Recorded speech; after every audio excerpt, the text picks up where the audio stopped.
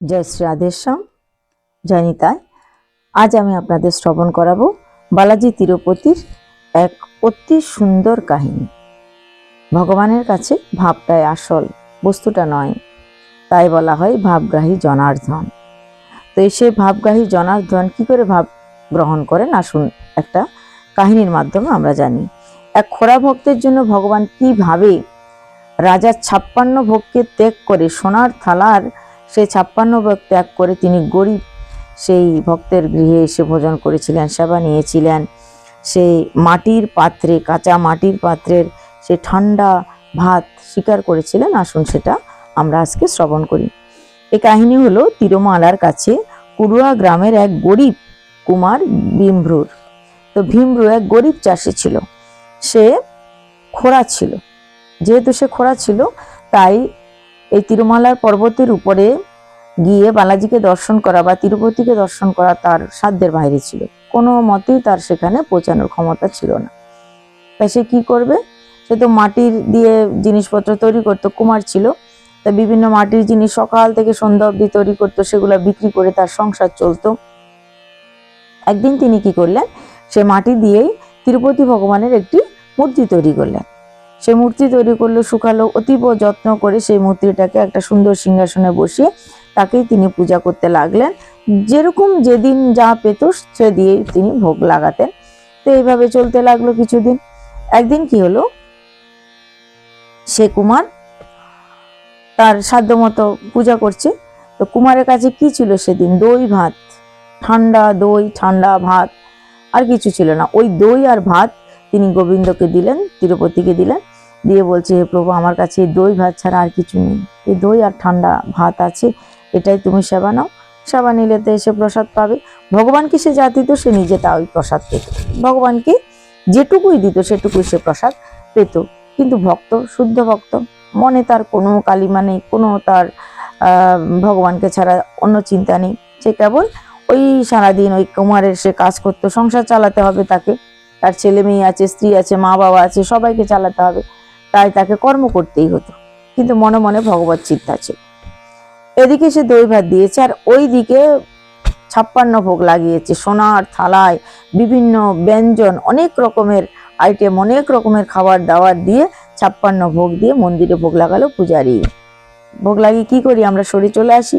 ভোগ লেগে গেল, তারপর দরজা বন্ধ করে আমরা চলে আসি, ভগবান শান্তি মতো প্রসাদ পাবে।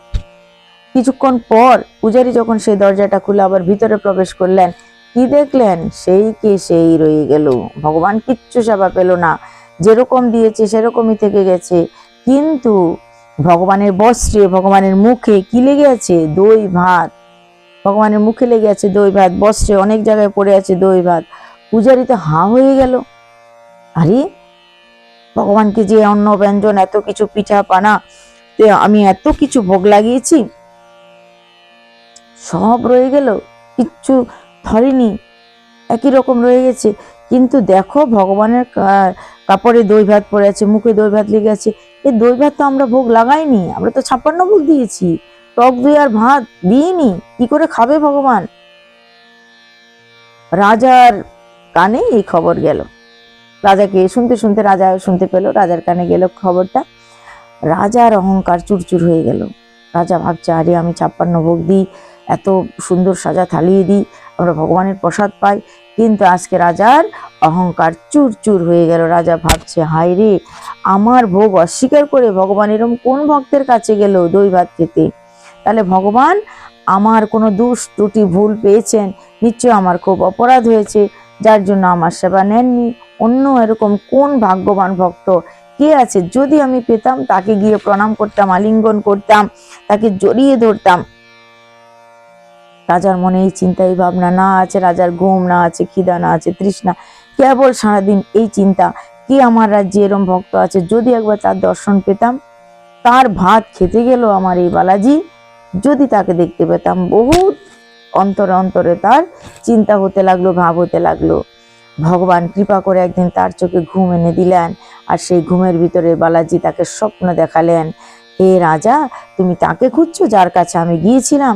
সে তো তোমার এই পাশের গ্রামেই থাকে, তার নাম ভীমরু, সে মাটির জিনিস তৈরি করে কুমার, সে মাটির মূর্তি তৈরি করে আমাকে ভোগ দিয়েছে, আমি সেটা গ্রহণ করার জন্য প্রতিদিন তার কাছে যাই। আমার খুব প্রিয় ভক্ত সে। রাজা যখন ভগবানের কাছ থেকে এটা জানতে পারলেন, পরদিন সকালেই তিনি দৌড় লাগালেন সেই কুমারের দর্শনে। রথে করে গেলেন সেই গ্রামে। ভগবান ঠিকানা বলেই দিয়েছে, কোথায় থাকে, কি নাম, কিরকম জায়গায় তার বাস, ভগবান তো সবই বলে দিয়েছে। ঠিক সেই জায়গায় গেলেন। অনেক দূর থেকে রাজা রথ থেকে নেমে গেল। রথ থেকে নেমে গিয়ে দৌড়ে গিয়ে ষষ্ঠাঙ্গে দণ্ডবত প্রণাম করলেন ওই ভীমরুকে, ওই কুমারকে ষষ্ঠাঙ্গে দণ্ডবত প্রণাম করছে। কুমার তো ভয়ে লজ্জায় গদগদ হয়ে গেল, রাজা আমাকে প্রণাম করছে।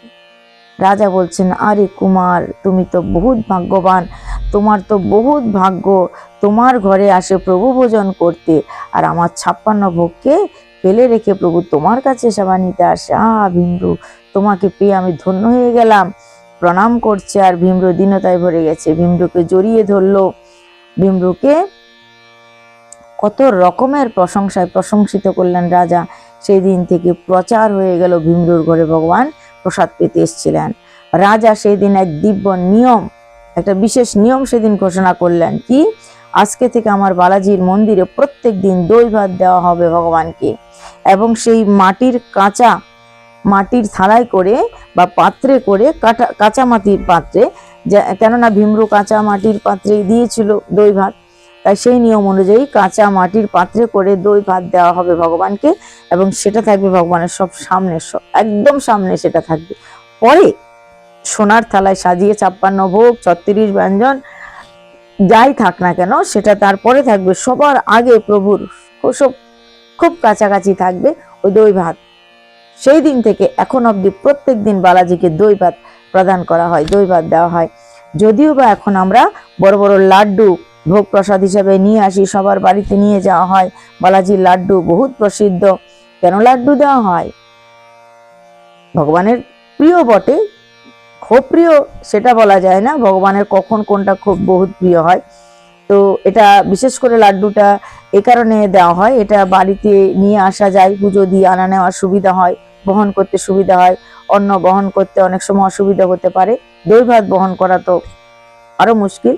তো ভগবানের প্রিয় কিন্তু দই ভাত হিসাবে এখনো প্রত্যেক দিন দই ভাত দেওয়া হয়। আর লাড্ডু ভোগ লাগে, যেহেতু এটা নিয়ে যাওয়ার সুবিধা হয়, তাই বালাজির কাছে লাড্ডু ভোগ তো লাগেই। 56 ভোগ, 36 ব্যঞ্জন তো প্রত্যেক দিনই লাগে। বিশেষ রূপে যেটা ভোগ লাগে সেটা হচ্ছে দই ভাত। এরকম আরো অনেক সুন্দর সুন্দর কাহিনী আপনাদের শ্রবণ করাবো। আজকে এই পর্যন্তই। জয় নিতাই, জয় শ্রী রাধেশ্যাম। সবাই দেখুন এবং অন্যদেরকে দেখার সুযোগ করে দিন। সাবস্ক্রাইব করুন চ্যানেলটাকে, যাতে আরো অনেক বেশি লোক এই কাহিনীগুলো শ্রবণ করতে পারে, ভগবানের কাছাকাছি আসতে পারে। ভগবানের ভক্তদের কাহিনী শ্রবণ করে আপনি নিজে ধন্য হয়ে যান, অন্যকেও সুযোগ করে দিন। জয় শ্রী রাধেশ্যাম।